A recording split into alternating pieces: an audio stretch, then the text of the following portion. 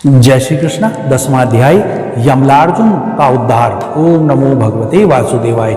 राजा परीक्षित ने पूछा, भगवान आप कृपा यह बताइए कि नल कुबेर और मणिग्रीव को शाप क्यों मिला? उन्होंने ऐसा कौन सा निंदित कर्म कर किया था जिसके कारण परम शांत देवर्षि नारद को भी क्रोध आ गया? श्री सुखदेव जी कहते हैं, परीक्षित नल कुबेर और मणिग्रीव यह दोनों एक तो धनाढ़ कुबेर के लाडले लड़के थे और दूसरे इनकी गिनती हो गई रुद्र भगवान के अनुचरों में। इससे इनका घमंड बढ़ गया। एक दिन वह दोनों मंदाकिनी के तट पर कैलाश के रमणीय उपवन में वरुणी मदिरा पीकर मदोन्मत्त हो गए थे। नशे के कारण उनकी आंखें घूम रही थी। बहुत सी स्त्रियां उनके साथ गा बजा रही थी और वह पुष्पों से लदे हुए वन में उनके साथ विहार कर रहे थे। उस समय गंगा जी में पात के पात कमल खिले हुए थे। वह स्त्रियों के साथ जल के भीतर घुस गए और जैसे हथनियों का जोड़ा हथनियों के साथ कमल जल क्रीड़ा करता है, वैसे ही वह युवतियों के साथ तरह तरह की क्रीड़ा करने लगे।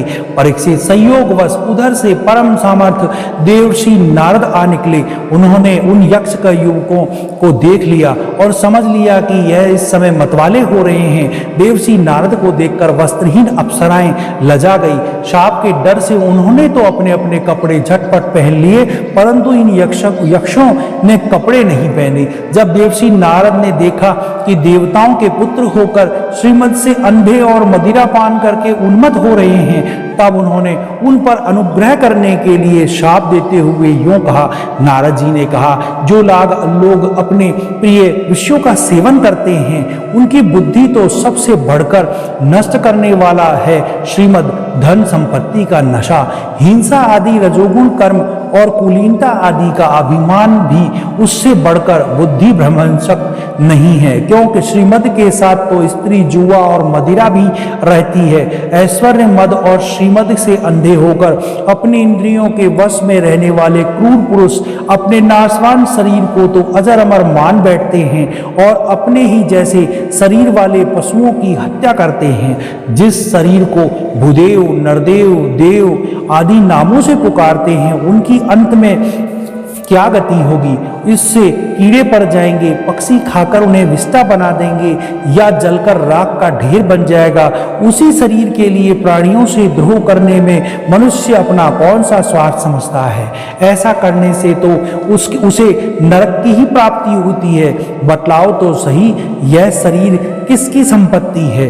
अन्न देकर पालने वाले की या गर्भधान करने वाली पिता की या उस शरीर की जो 9 महीने माँ के पेट में रहता है, माँ का हो, अथवा माँ को भी पैदा करने वाले नाना का, जो बलवान पुरुष बलपूर्वक इससे काम करा लेता है उसका, या दाम देकर खरीद लेने वाले का।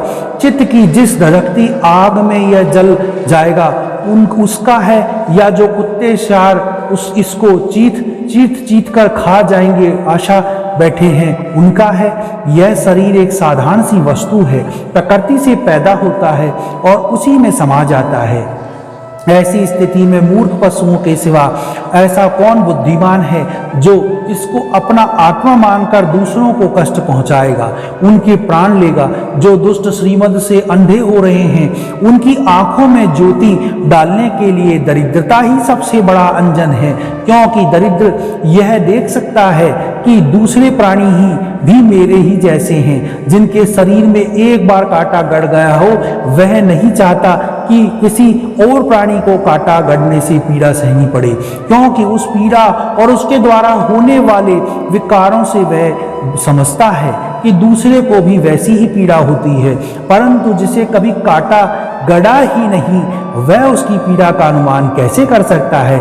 दरिद्र में घमंड और हैकड़ी नहीं होती, वह सब तरह के मदों से बचा रहता है, बल्कि देववश उसे जो कष्ट उठाना पड़ता है वह उसके लिए एक बहुत बड़ी तपस्या भी है। जिसे प्रतिदिन भोजन के लिए अन्न जुटाना पड़ता है, भूख से जिसका शरीर दुबला पतला हो गया है, उस दरिद्र की इंद्रियां भी अधिक विषय नहीं भोगना चाहती, सूख जाती है और फिर अपने भोगों के लिए दूसरे प्राणियों को सताता नहीं, उनकी हिंसा नहीं करता।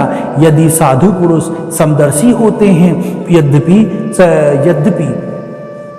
फिर भी उनका समागम दरिद्रों के लिए सुलभ है, क्योंकि उसके भोग तो पहले ही छूटे हुए हैं। अब संतों के संग से उनकी लालसा तृष्णा भी मिट जाती है और शीघ्र ही उनका अंतःकरण शुद्ध हो जाता है। जिन महात्माओं के चित्त में सबके लिए समता है, जो केवल भगवान के चरणारविंदों का मकरंद रस पीने के लिए सदा उत्सुक रहते हैं, उन्हें दुर्गुणों के खजाने अथवा दुराचारियों को की जीविका चलाने वाला और धन के मद से मतवाले दुष्टों की क्या आवश्यकता है।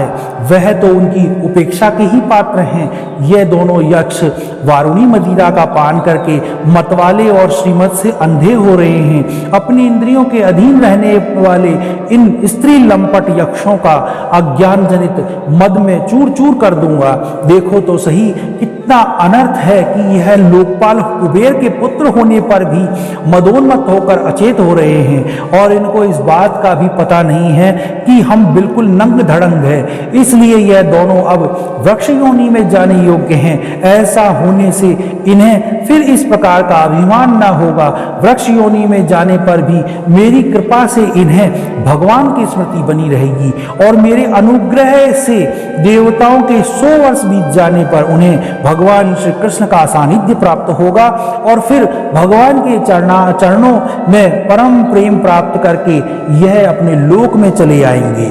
श्री सुखदेव जी कहते हैं, देवर्षि नारद इस प्रकार यह कहकर भगवान नर नारायण के आश्रम पर चले गए। नल कुबेर और मणिग्रीव यह दोनों एक ही साथ अर्जुन वृक्ष होकर यमलार्जुन नाम से प्रसिद्ध हुए। भगवान श्री कृष्ण ने अपने परम प्रेमी भक्त देवर्षि नारद की बात सत्य करने के लिए धीरे धीरे उखल घसीटते हुए उस ओर प्रस्थान किया जिधर यमलार्जुन वृक्ष थे। भगवान ने सोचा कि देवर्षि नारद मेरे अत्यंत प्यारे हैं और यह दोनों भी मेरे भक्त कुबेर के लड़के हैं, इसलिए महात्मा नारद ने जो कुछ कहा था उसे मैं ठीक उसी रूप से पूरा करूंगा। यह विचार करके भगवान श्री कृष्ण दोनों वृक्षों के बीच में घुस गए। वह तो दूसरी ओर निकल गए, परंतु उखल टेढ़ा होकर अटक गया। दामोदर भगवान श्री कृष्ण की कमर में रस्सी कसी हुई थी।